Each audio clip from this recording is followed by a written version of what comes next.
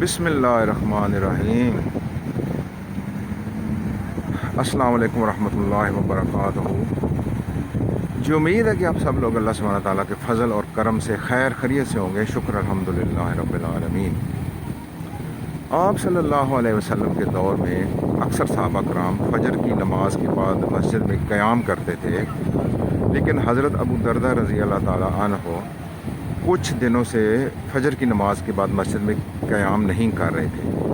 تو آپ صلی اللہ علیہ وآلہ وسلم نے ان سے دریافت کیا، تو آپ حضرت ابو دردہ رضی اللہ تعالیٰ عنہ نے فرمایا کہ میرا ایک پڑوسی ہے جس کے گھر میں کھجور کے درخت لگے ہوئے ہیں اور ان کے اوپر پھل لگا ہوا ہے، اور ان درختوں سے کچھ کھجوریں میرے سین میں گر جاتی ہیں، اور میرے بچے بہت چھوٹے ہیں، تو اس لیے میں جلدی چلا جاتا ہوں کہ کہیں وہ اٹھ نہ جائیں، جاگ نہ جائیں اور اٹھ کے وہ ان کھجوروں کو کھا نہ لیں۔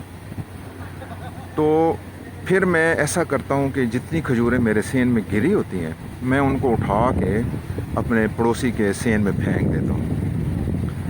ایک تو میں کھجوریں اپنے پڑوسی کے سین میں پھینک دیتا ہوں جو بھی میرے سین میں گرتی ہیں، اور دوسرا میں یہ انشور کرتا ہوں کہ میرے بچے یا میں یا میری فیملی کا کوئی بھی فرد ان کھجوروں کو کھا نہ لے۔ تو یہ انہوں نے ارشاد فرمایا۔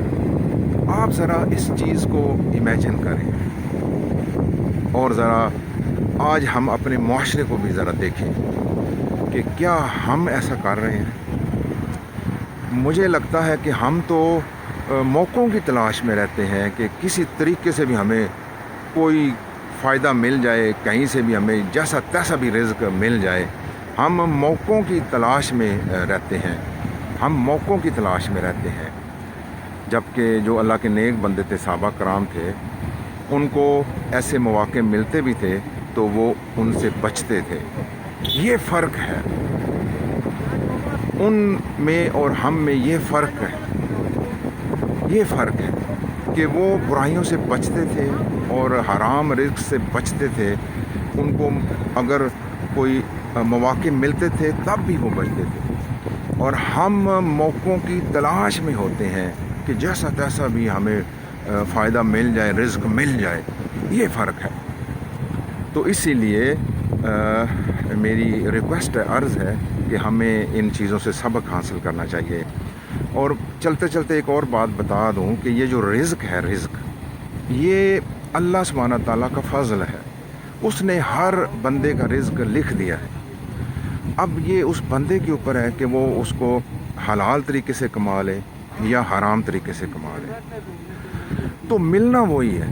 تو اس چیز کو آپ ذہن میں رکھیں کہ ملنا وہی ہے۔ اگر آپ حرام رزق سے کمائیں، حرام طریقے سے کمائیں گے تو یہ آپ کا قصور ہے۔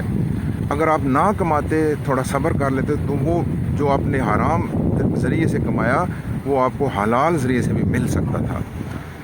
تو اس لیے ہمیں یہ سوچنا چاہیے کہ یہ جو رزق ہے یہ اللہ نے ہمارا لکھ دیا ہوا ہے اور اتنا ہی ملنا ہے۔ اب ہمارے اوپر ہے کہ ہم حق طریقے سے کما لیں، حلال طریقے سے کما لیں یا حرام طریقے سے کما لیں۔ تو اس لیے ہم سب کو، میرے سمیت ہم سب کو ان چیزوں کے اوپر غور کرنا چاہیے، اور جس طرح صحابہ کرام برائیوں سے اور حرام رزق سے بچتے تھے، ہمیں بھی وہی طرز زندگی اپنانی چاہیے اپنی زندگیوں کے اندر۔